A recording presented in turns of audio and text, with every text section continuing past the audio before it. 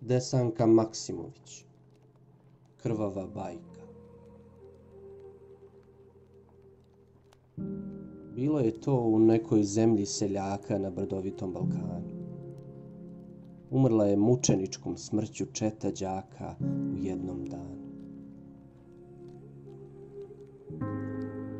Iste su godine svi bili rođeni. Isto su im tekli školski dani. Na iste svečanosti zajedno su vođeni, od istih bolesti svi pelcovani i svi umrli u istom danu. Bilo je to u nekoj zemlji seljaka na brdovitom Balkanu. Umrla je junačkom smrću četa đaka u istom danu.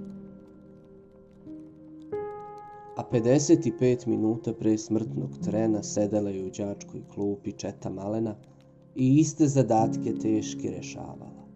Koliko može putnik ako ide peške i tako redom.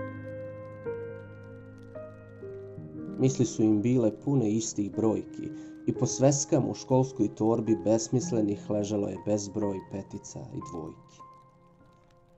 Pregršt istih snova i istih tajni, rodoljubivih i ljubavnih stiskali su u dnu džepova.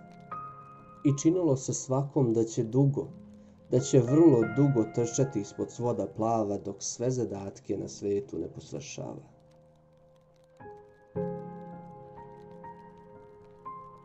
Bilo je to u nekoj zemlji seljaka na brdovitom Balkanu.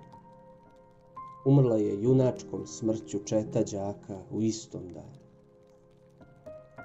Dečaka redovi celi uzeli se za ruke i sa školskog zadnjeg časa na streljanje pošli mirno, kao da smrt nije ništa.